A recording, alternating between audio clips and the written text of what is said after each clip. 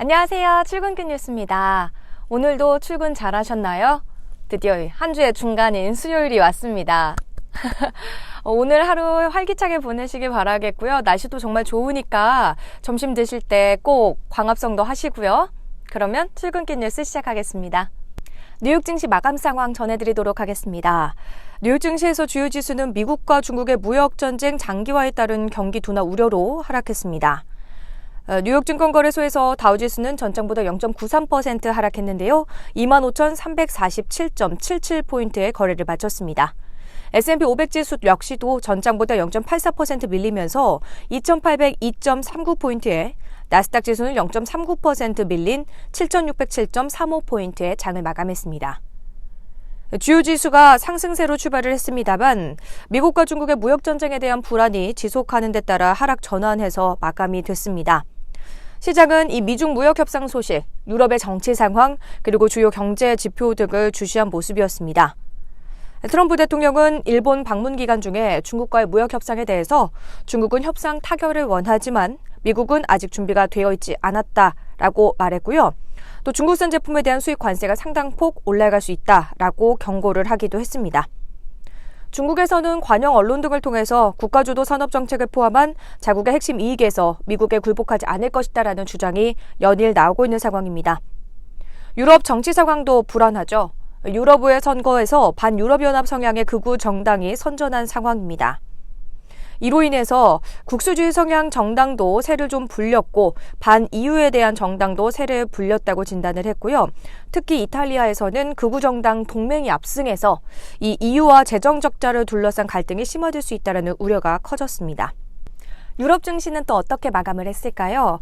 유럽 증시는 이탈리아가 재정 적자 문제로 EU 집행위원회로부터 제재급을 부과받을 수 있다라는 가능성이 제기되면서 일제히 하락했습니다. 영국 증시 0.12% 떨어지면서 7,268.95포인트에, 독일의 닥스 지수도 0.37% 밀렸습니다. 12,027.05포인트로 마감했습니다.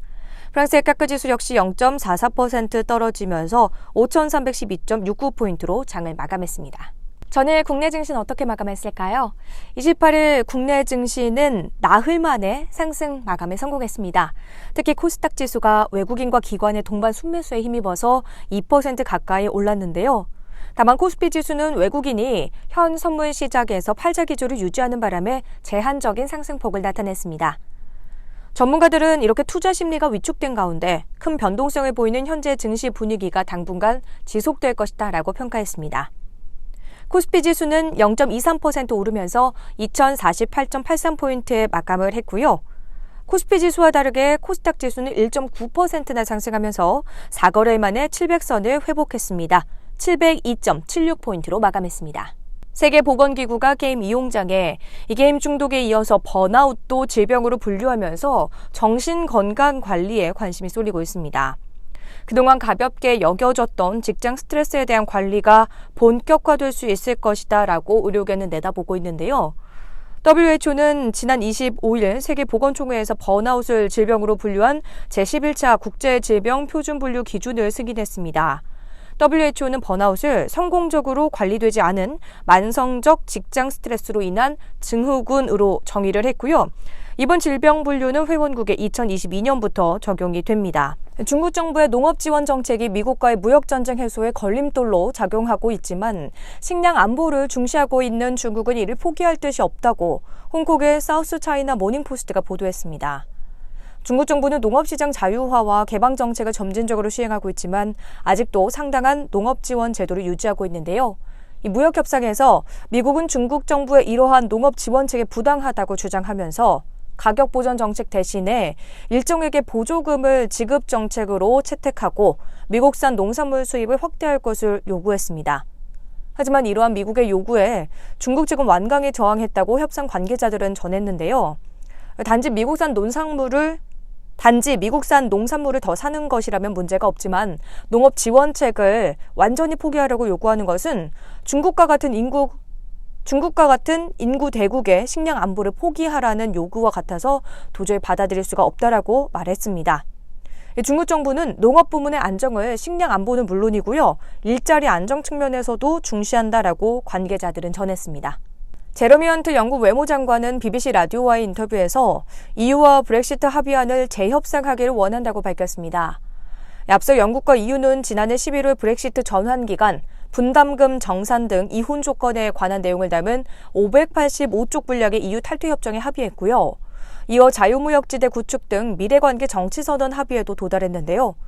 브렉시트 합의안은 그러나 이후에 영국 하원에서 잇따라 부결이 됐고 이에 메이 총리가 물러나기로 했죠. 오는 6월 중순 시작될 차기 보수당 당대표 경선 출마 의향을 밝힌 헌트 장관은 기존 브렉시트 합의안을 재협상하기 위해서 새로운 협상팀 구성을 제안했습니다. 그러나 안전장치는 종료 시한이 없는 데다가 영국 본토와 달리 북아일랜드만 EU의 상품 규제를 적용하게 돼서 보수당 브렉시트 강경론자와 사실상 보수당 그리고 연립정부를 구성하고 있는 북아일랜드 연방주의 정당인 민주연합당이 계속해서 수용 불가 입장을 밝혀왔습니다. 헌트 장관은 이 정부뿐만이 아니라 DUP, 유럽연구단체, 스코틀랜드와 웨일스를 대표하는 이들도 참여해서 다양한 목소리를 가진 사람이 이 협상팀을 이루게 되면 EU 역시도 브렉시트를 완수할 수 있는 이들과 대화하고 있다는 신뢰를 가질 수 있다라는 건데요.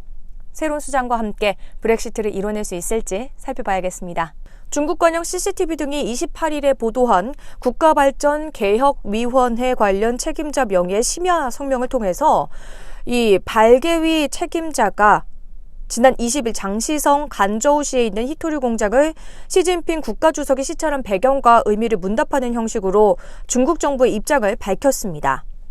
이 책임자는 미중 무역 마찰이 계속 고조되면서 히토류가 중국의 전략자원으로서 미국에 보복하는 중요한 카드가 될 수 있다라고 보는 시각이 적지 않은데 어떻게 보냐라는 질문에 만일 누군가가 우리가 수출한 히토류로 만든 제품을 이용해 중국의 발전을 억제하는 데 쓴다면 간저우 인민은 물론 중국 인민 모두 기뻐하지 않을 것이라고 말했습니다. 미국과 무역전쟁을 치르고 있는 중국 정부가 히토류를 미국에 보복할 무기로 쓸 수 있음을 공개적으로 강력하게 시사한 건데요. 중국의 히토류 생산량은 전 세계 시장 수요의 81%를 차지하고요. 미국의 수요도 80%를 중국이 제공하고 있는 상황입니다. 최근 가상화폐 대장주인 비트코인이 1년여 만에 1,000만 원을 돌파했다라는 소식 출근길 뉴스에서도 제가 전해드린 바가 있었는데요. 이와 관련해서 정부가 28일 최근 가격이 상승하고 있는 비트코인 등 가상통화에 대해서 법정화폐가 아니고 투자의 책임은 투자자에게 있다라는 점을 재차 강조했습니다. 하지만 이번에 비트코인이 1,000만 원을 돌파하게 된 배경을 살펴보면은 이전에 나타났었던 비트코인 투기 광풍과는 분위기가 다르다라는 이야기가 나오고 있습니다. 글로벌 경제 변동성이 커지면서 대체 자산을 선호하는 심리가 반영이 되기도 했을 뿐만 아니라 소문만 무성했던 페이스북과 카카오, 티몬 등 국내외 대형 정보 ICT 기업들이 블록체인을 활용한다는 소식이 전해지면서 최근 가상화폐 가격이 상승하고 있는 것으로 보입니다. 세계 최초의 골관절염 유전자 치료제로 허가를 받은 코오롱 생명과학의 인보사 K주가 결국 시장에서 퇴출됐습니다. 지난 3월 31일 인보사의 무허가 세포가 혼입된 게 드러나 판매 중단된 지 2달여 만에 인보사에 대해 허가 취소 결정이 내려진 겁니다. 28일 식품의약품안전처는 인보사 주성분 중 하나인 형질전환 세포가 허가 당시 제출 자료에 기재된 연골 세포가 아닌 신장 세포로 확인됐고 제조사인 코오롱 생명과학이 이를 숨긴 채 허위로 자료를 제출해 허가를 받았다며 오늘자로 인보사에 대한 품목 허가를 취소하고 코오롱 생명과학을 형사 고발한다고 밝혔습니다. 식약처는 지난달부터 시행한 자체 시험 검사와 코오롱 생명과학 측이 이달 중순 제출한 추가 자료, 지난주에 실시한 미국 코오롱 티슈진 현지 실사 내용 등을 종합적으로 검증해 허가 취소라는 철퇴를 내렸습니다. 또 식약처는 약사법 위반 혐의로 코오롱 생명과학에 대한 형사 고발도 진행하기로 했습니다. 한편 AK홀딩스의 자회사 애경유어의 주가가 28일 급등세를 보여줬습니다. 전거래일장 중에 8.03%까지 상승하면서 8,320원에 거래가 되는 모습을 보여줬었는데요. 이렇게 매수세가 몰린 것은 향후 애경그룹이 아시아나항공을 인수할 수 있다라는 기대가 반영된 것으로 풀이가 되고 있습니다. 애경그룹이 인수합병 주관회사로 삼성증권을 사실상 선정하고 아시아나항공 인수전에 뛰어들 것으로 알려졌습니다. 그간 롯데, 한화, CJ 등 인수 후보자로 거론됐던 기업들이 불참 의사를 밝힌 상황에서 애경그룹이 다크호스로 부상한 셈입니다. 업계 관계자는 산업은행 등 채권단이 7월부터 입찰 등 메가 프로세스를 본격화할 예정이라며 이를 앞두고 애경그룹과 삼성증권이 인수 가격과 여러 조건을 검토하고 있다라고 말했습니다. 애경그룹은 2005년에 설립한 제주항공을 국내 3위 항공사로 키워낸 경험을 갖고 있습니다.